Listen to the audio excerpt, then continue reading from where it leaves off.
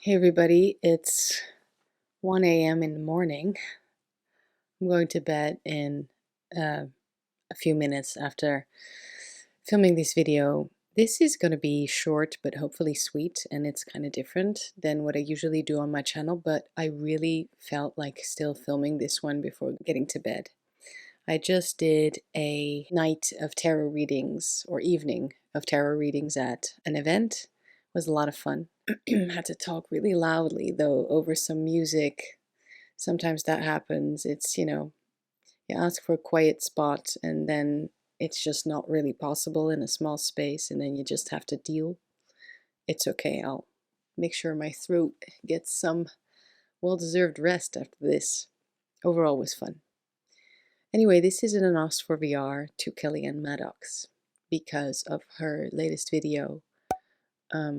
It was so beautiful. It was about spiritual practice. And if you haven't watched it, please go ahead and watch it because it's just really good. Someone commented, "This is one of your best videos." I think I kind of agree. She has made so much amazing stuff over the years about tarot, about magical practice, about self-love, about shadow work.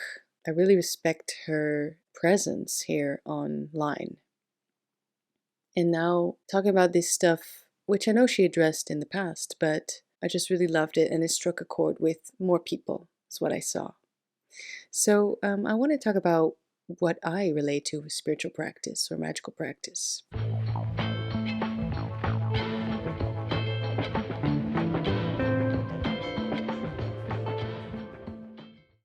A spiritual practice can be pretty much anything, was the message of the video, which I agree with. Finding spirituality or finding spirit in daily life and daily actions is truly what it was about, right?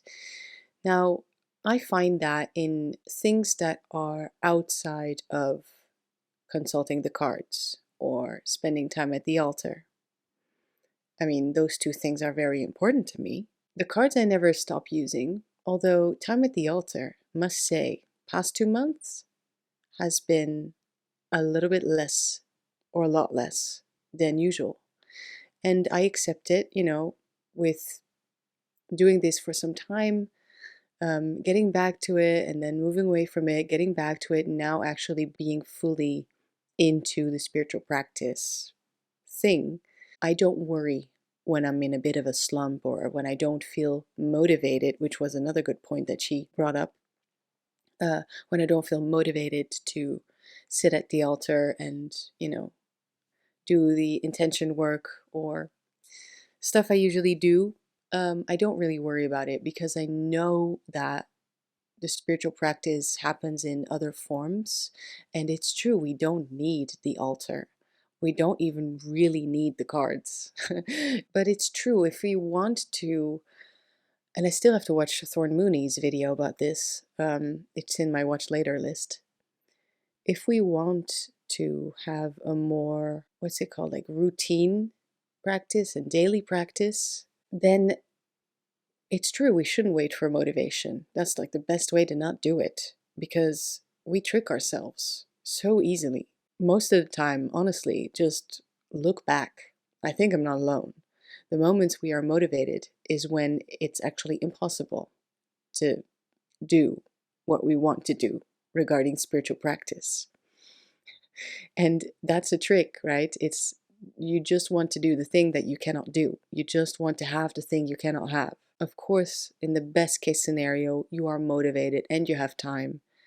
You're in the right mindset and you go for it. You do your spiritual practice. But in reality, most of the time, you kind of have to just start. Just do it, because the most difficult step is always the first one. Once you've crossed that line, it happens more easily and it starts to flow. And if it doesn't, then it's not a failure. It's just one step of the process, and it'll be better tomorrow or the day after that or the day after that. Now, still, I am okay with not stressing about, not doing anything regarding that for some time. Truly, what did help me is tie other daily things and daily practices to what I consider spiritual practice and what I consider helpful for my overall well being and just state of mind, you know. So, things that might seem a little bit more obvious, but I am going to share them anyway, is like taking a walk in nature. I love doing that and connecting to nature, to my surroundings, to the trees, to the plants, to the seasons, to the weather, and the animals outside. It's kind of a beloved and honored and valued way of connecting to spirit. So I didn't invent anything there. Nature, I prefer the woods, but sometimes I go to the beach. It takes a trip for me to go to the beach because I'm in Amsterdam. But honestly, even walking through the city, especially late at night, but doesn't have to be, walking through the city or biking through the city, I am very sensitive to my surroundings, what things look like, therefore what they feel like, therefore what I feel like. I always like to be surrounded by things that I at least like the look of, or like the idea of, or like, you know what I mean. And Amsterdam is such a beautiful city. I like all that history and old buildings. Modern building, maybe I can appreciate the ingenuity there, but I will always, always choose the old building. They just don't make him like that anymore, do they?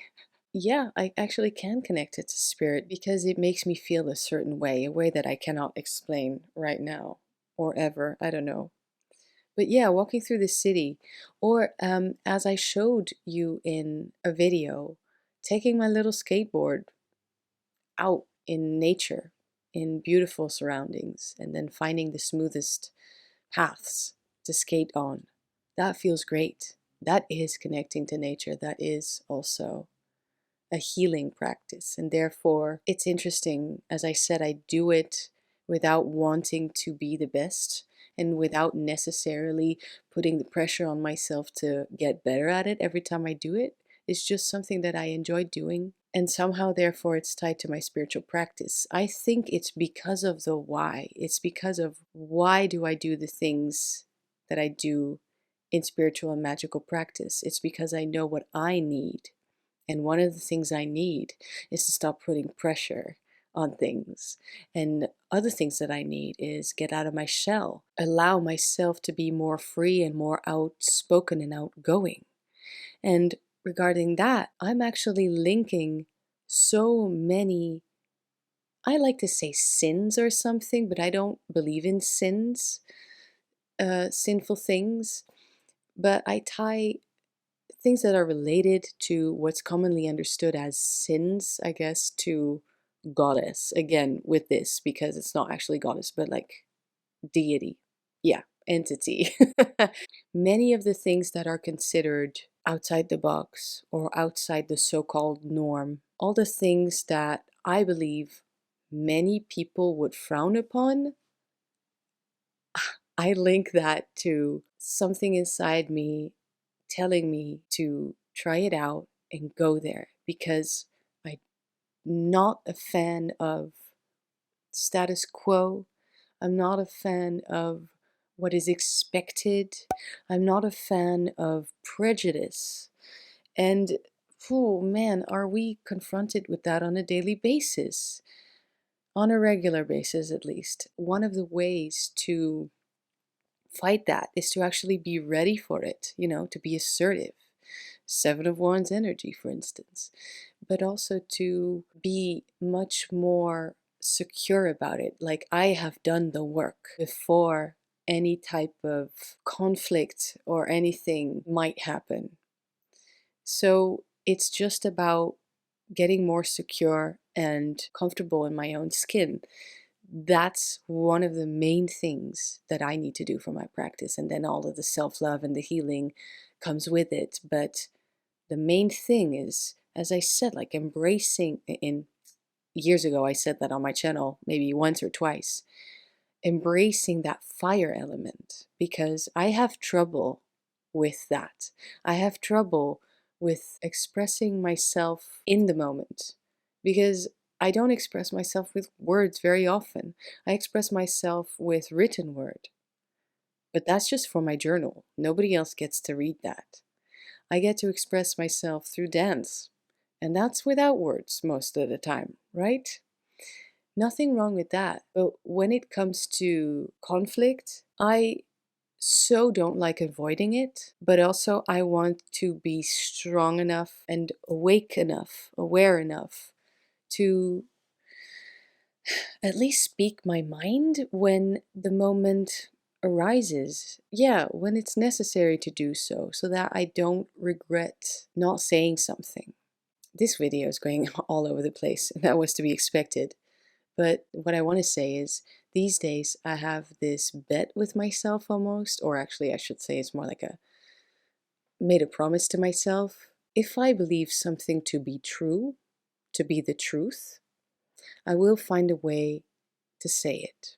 Obviously, when maybe I feel attacked or something negative happens, and I feel, well, that's kind of unfair, and I have a point, I will make sure, when I am assertive enough to do something about it, to say something regarding that, to speak my mind and to stand up for myself, I will make sure to make my point without unnecessarily pissing people off or being unnecessarily cruel or mean. And I don't want to be unfair. It's quite the opposite. I want to be fair, and I want it to be fair. I want any interaction to be fair. So if I'm the one who has to make the effort and bring that to the table, that respect and that fairness and that truth, let's not talk in circles here, as I might be doing now. But I think I'm being clear. Let's actually say the thing, put it on the table, see what happens. Wow, let's try truth for a change, or just genuine feelings. All of that is connected to being sure of oneself and secure, and how I kind of practice that, so it is part of spiritual practice, might surprise you, because other things on my list is having drinks with friends. I'm not lying.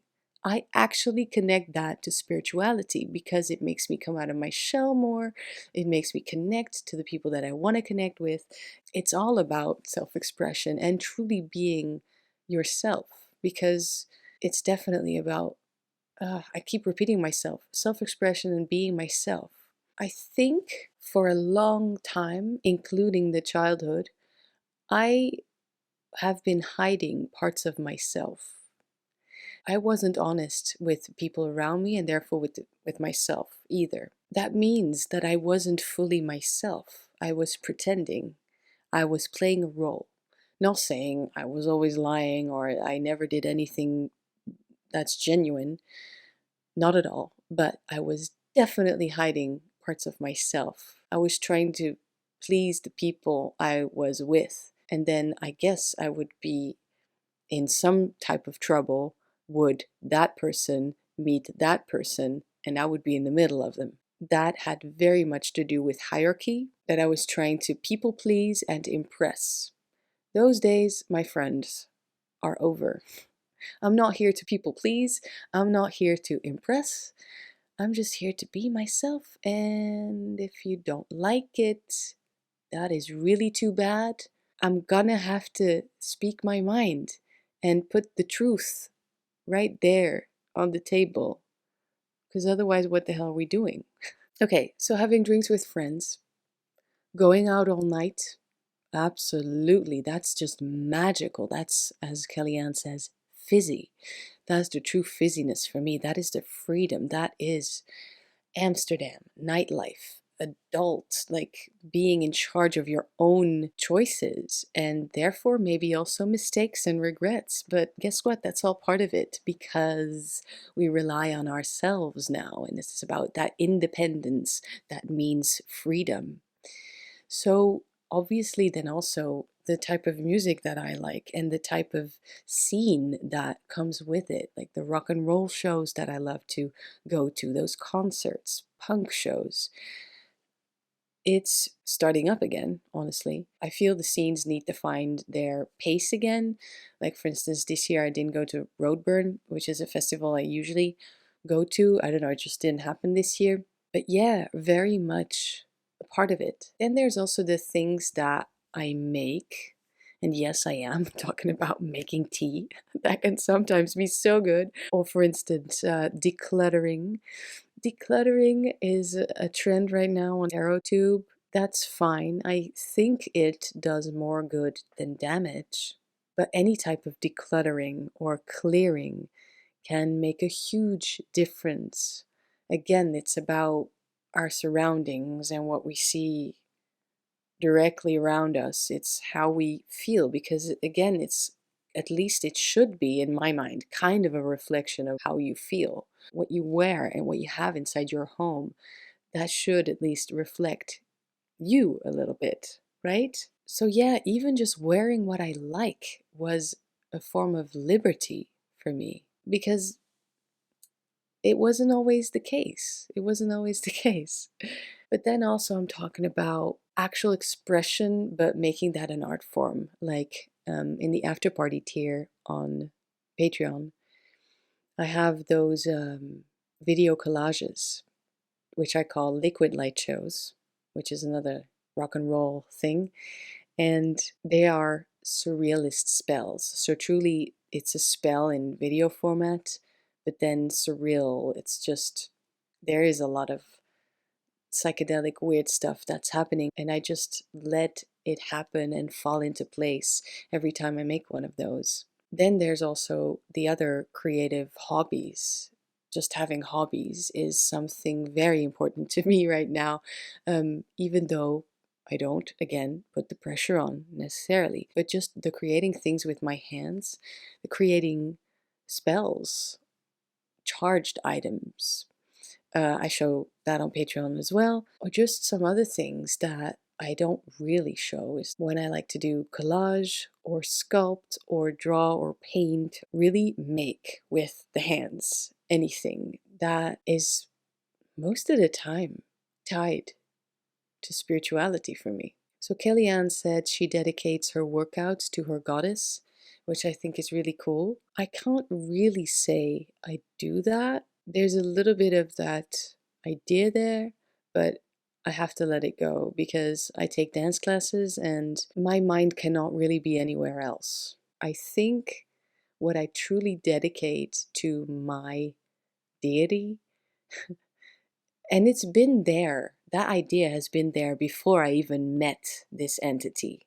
Okay, that's important. Actually, the entity came into my life, and that's when all this stuff finally made sense. It all led to dot dot dot. I know I'm still private about it. I'm not trying to make any teasers or anything. It's just this is what I feel is necessary right now. What I dedicate to that is so many of those things that might be considered wrong, also maybe by organized religions, honestly.